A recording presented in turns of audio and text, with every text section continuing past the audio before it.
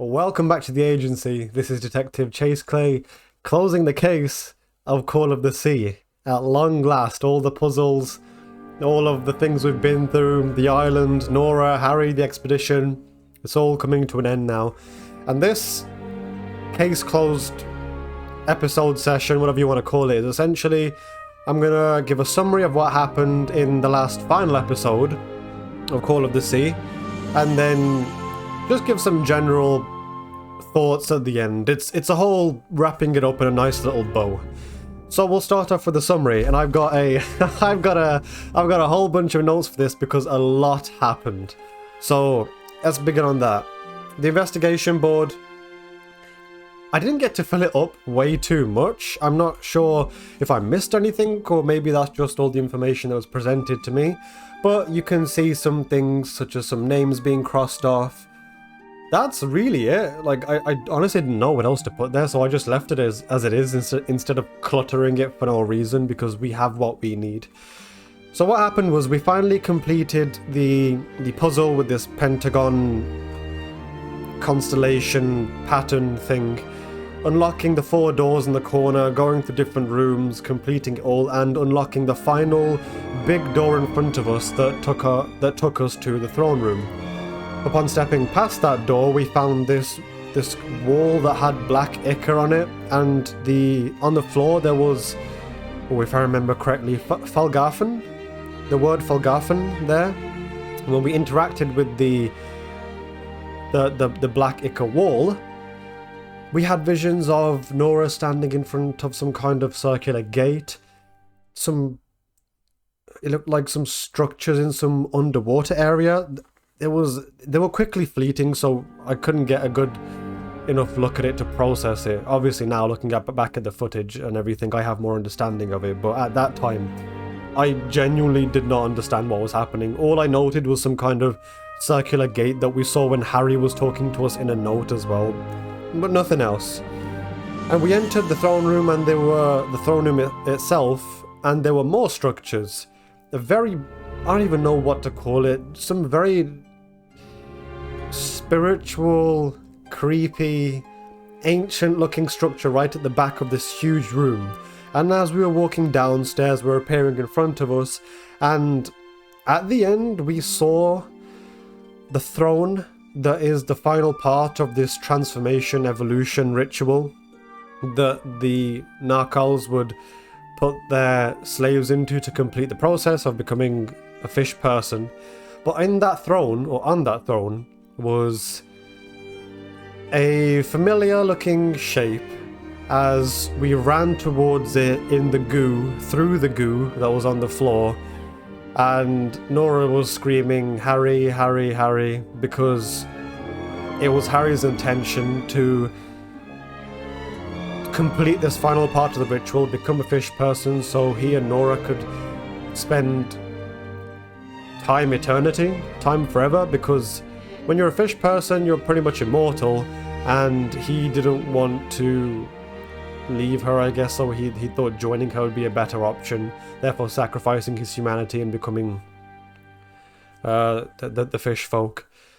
And as we were walking towards this body, this corpse, the room started oozing more black ichor from the walls. The levels are rising, and just as we got to the end, like on the body, it was holding a music box, Nora's mother's music box, and Harry's glasses were on the side of the throne as well, on the armrest. And that's where things clicked for Nora, because I can't remember the exact thing she said, but she was saying something about Harry knowing that this was going to happen. I can't remember the exact words, but as she said that, as she had this realization, the group took her over, and then that's where we went into this, I don't know if it was another one of her dreams, an alternate dimension. It was this limbo looking place, and from there on, essentially the rest of the story was explained. The missing pieces that we had no idea about, those were all the jigsaw pieces all fit together. So Harry knew about everything from the start. Harry knew about the island, about Nora, about the Ica, about the rituals, and it was explained that he wasn't the one on the throne. It was actually Cassandra, because, I'll rewind a bit because we saw a gun on the floor in front of the sanctuary and blood. That was Harry trying to stop Cass from going into the temple, but Cass's fuel for hunger, knowledge, greed, power, whatever you want to call it, drove her too far to go there. She tussled with him and shot him with his own gun and left him to die, essentially. That was Harry's blood, and that was Cass who pulled the trigger. And she went on deeper into the temple, but Harry used her weakness of greed against her, because when she eventually sat in the throne, when all the Ica went on her, supposedly about to complete the final part of this ritual, it was explained that this ritual was never made for humans in the first place, and the husk, the corpse we saw on the throne, is a result of what happens when a human tries to undergo this transformation ritual.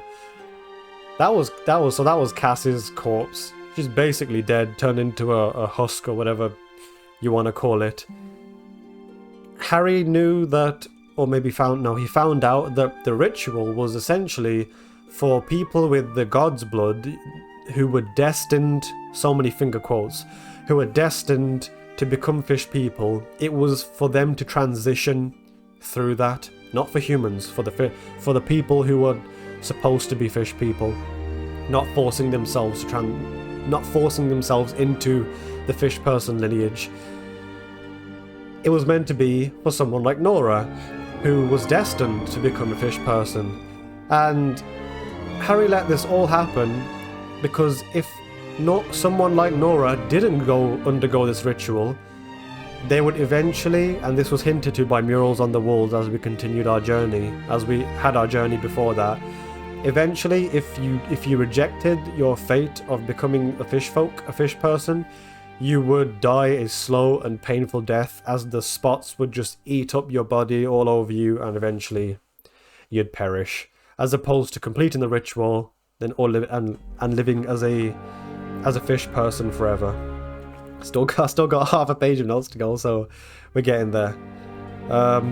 Right, so Nora essentially got angry at that, but also kind of understanding, because it was Harry who gave her the chest at the start, which I thought was Cassandra, but it was Harry.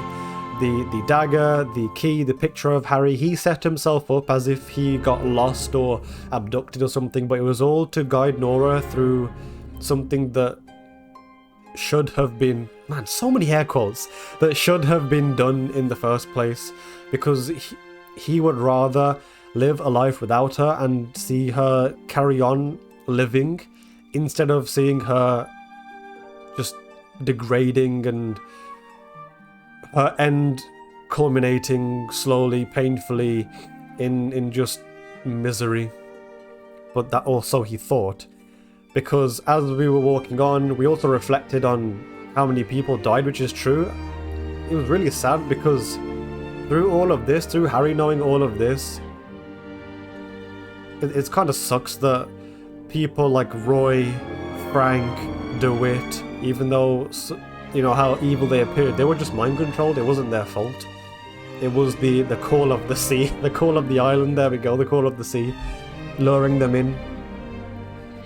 I don't know what happened to DeWitt, actually. I think... Actually, with DeWitt, because it wasn't confirmed or denied whether he had God's blood or not, all we saw was the Ica going on him. They tied him up to a post, and then fish footprints in the sand, because he escaped. Now, did that mean he made a transformation? Which meant that, was he of God's blood, or was he just lucky and managed to survive, even though he didn't do the final part of the ritual? He may have, while we were not noticing it, but... So, I don't know what happened to him, because the last thing we had left of him was the footprints. I guess we'll just have to leave that as we saw it. Frank died, man, such a good man died, that was horrible. Roy, I'm sure he was a bit of a hot shot, but again, just a human at the end of the day. And Cass, yeah, well, I'm not sure about her because maybe this could have been the island's fault influencing her. Maybe it could have been something within her that was evil from the start. Maybe it was a combination of both, her being evil or evil motivated, and the island just amplifying that. But that sucked. We carried on into a room that was back at their house in Englewood, where we saw a bunch of pictures of Harry and Nora together. And also in our journal, it was no longer a journal, it was a family tree of, I believe it was Harry's lineage, I think. But it was a huge family tree dating very, very far back. But that aside, after all of this emotional stuff, it totally threw me off. Nora said she appreciated the fact that Harry wanted her to be what she always was going to be, but she said it's not his choice to make, which was just... I love that line. But what I didn't love next was they gave us the choice to go to the left door, which was... I've got the exact quote here. Accept your fate and leave Harry, or go to the right door, which was reject your fate and return home. And I, without a doubt, chose reject your fate and return home because I don't really believe in fate in the first place. And so here's the thing. I just felt like it was the right thing to do. The way that Nora's character was set up, the more that I got to understand the interactions between Nora and Harry, their bond, it just made sense. It just felt like something that would naturally happen. You know, gut instinct, you could say. It felt like it was something like that. And also throughout our journey, we've known the Narcos to be forcing slaves to become fish people, the torment, pain, torture, all the bad stuff that the slaves endured to either run away and die or to be submissive. You know, just give in under the pressure and become fish people. And it was good to put it was good to go against this fate because it put all the power and control in Nora's hands. It was her love for Harry, her love for being who she is, a human, that drove her, or what I see, drove her to choosing to stay with Harry in the first place. I mean, I guess being an immortal fish person kind of sounds cool, but what's the point of a life immortal if it's just boring, plain and empty? Would it rather not make sense to have a shorter but more meaningful life, full, right? It's not necessarily about how big something is, it's more about how deep it is, the concept, right? It's not about breadth, it's about depth. And that's how I see it, at least, and that's what I thought was the right thing to do. And like I said before, if I had chosen the... Well, mind you, I do look at the second ending, but we'll get to that in a minute. If I had chosen to just go into becoming a fish person from the start, then it just would seem like a complete 180, like she's been looking for Harry all this time, and there's this amazing bond between them, and then she's like, yeah, okay, well, peace out, I'm gonna turn around and just forget about all of this. It wouldn't make sense. So we chose the right door, and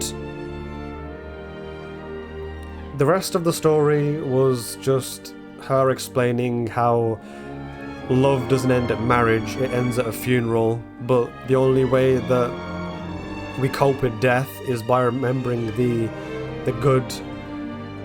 good moments you had. Voice going a bit cracked.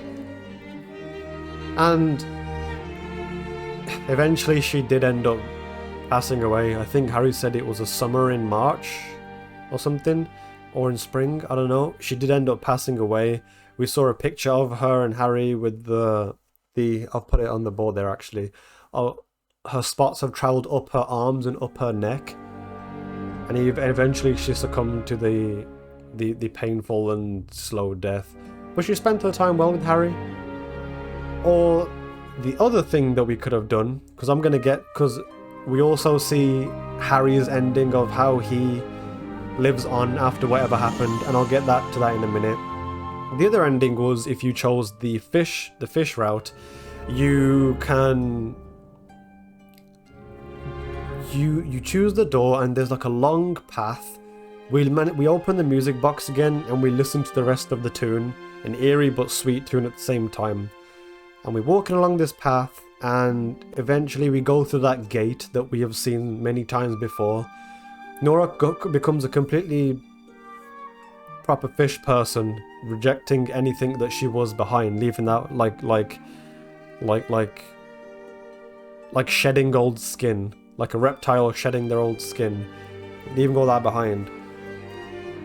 But the way she says it, and this is why I'm definitely biased towards her staying with Harry, but the way she says it is like, none of this matters now, all of that is behind me, the pain's gone, everything's gone.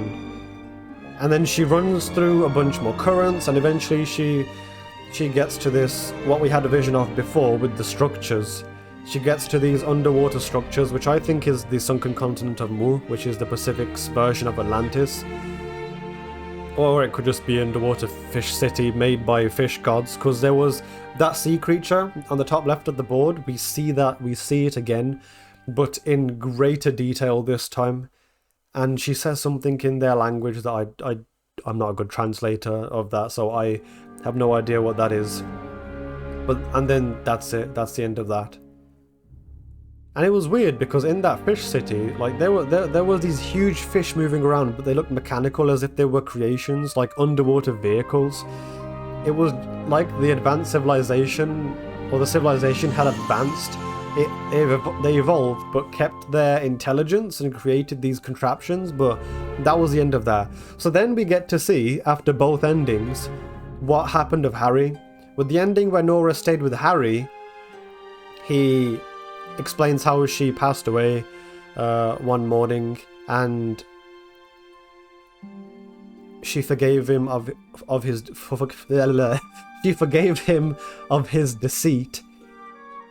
Even though I don't think it was as sinful as he thinks, because he's really like downing himself, thinking, I lied to her, I was deceitful, I was holding the truth, I was wrong. But if he did this all for genuine, pure reasons to save her and have her live on, then I don't think that's terrible in the slightest. But he eventually got busy with his work, being the only thing giving him any direction in life since Nora passed on. And that was the end of that. So in the other one, where Nora decided to become a fish person, it's funny how my voice is getting grisly, because this is a good segue to to the other of Harry's ending, where his voice also sounds way grislier and worn out. Because in the first one he's like, yeah, I miss you, Nora. But in the second one, he's like, yeah, I miss you, Nora. Not that much, but I'll release shorts of it comparing the two. And he talks about, he goes even further into negativity, saying, I shouldn't have lied to you. Now because of this, I'm living... No, not because of this, but I lied to you. But karma's got me back because I'm living a life of sorrow and misery. The only thing keeping me going is my work. So you can tell it I feel like he should have been happier that he allowed the path to open for Nora to live a painless life of who she is supposed to be. But his guilt of lying to her took completely over, probably because he didn't... Well, now that I think about it, in the option when Nora left, he didn't really get to say a proper goodbye to her. Even in the credits, there was a picture of the 1940s, the last picture they must have took together. Because after that, they must have not, because they got separated with the island, they must have not been able to contact each other since then. So not only did he live a period of time without her, he lived the rest of his time in that same awful spiral. So that was the end of that, and that was the summary. Now, in my opinion, my canon is where Nora stays with Harry, because again, fits her character, it feels right, everything building up just makes sense for that to happen, instead of her just completely, however she's been presented, all of that just going away. Although you could say the presence of the island changed her character, which makes sense for the second ending. But that's that. I honestly, when I started this, I had no idea it would be this deep, first of all, that there would be a choice at the end just thrown on me, like, okay, so what do you want to do? And being just very heavy, because it was when you could choose for Nora to go and become a fish person, it was sad. It was really sad, because that was just the end of their amazing story so abruptly. But that's why I chose my canon for her to stay with Harry. And it sucks that she died slowly and painfully, but she said something like love conquers fate, and she would rather die this way, passing as she looks into his eyes, than anything else. It's just, it's too good, man. And also, I had no idea it would have ties to Lovecraftian, H.P. Lovecraft lore, like, you know, the underwater city of Yantle, or the ancient library of Panakitus. I got it right this time. I had no idea it would have ties with that, and I found that really interesting, because I think H.P. Lovecraft based lore, stories, games, and just the creation itself is really interesting. But that was essentially that, and that is the end.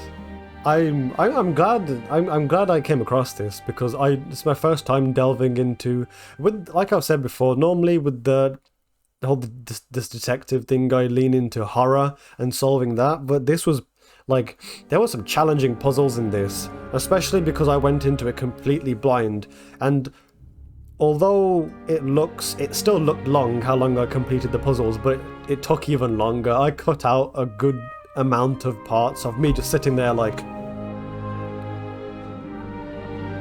and just thinking, but I did it, and I really enjoyed the whole puzzle thing. I'm sure more story-driven cases are interesting to watch, but I really do like the puzzle aspect of it, and maybe I can find something in the future that balances the two together. Not that this was a crap story or anything by any means, because it really started to get rolling at the end, but there's always something that can be better. And that will be, if I have nothing else on my notes. No, I don't, except to mention that whatever rest of the shorts I've collected from this, whether it's the...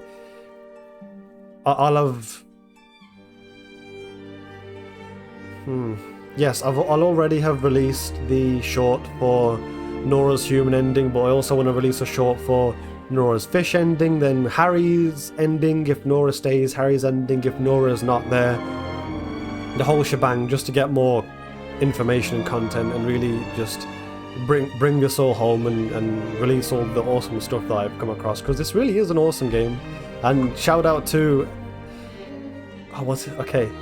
Eduardo de la Iglesias, who was the composer of this, who made a soundtrack just for Call of the Sea as well.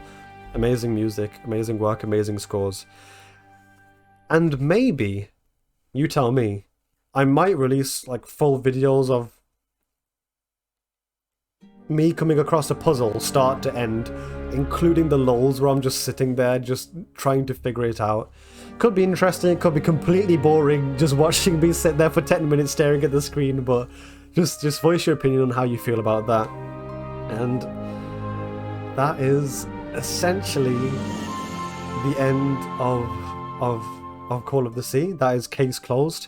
Like I say at the start and end of it, of every case, you know, subscribe to become a junior detective of the agency. If you like the videos, like them, join the Discord server, because it's a good place for updates, announcements, and to hang out with the rest of us.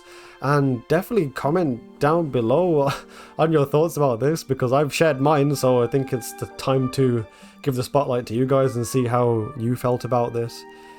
But yeah, that's going to be the end of that, and not going to pick it up next time because we've just left it now. There's nothing to pick up.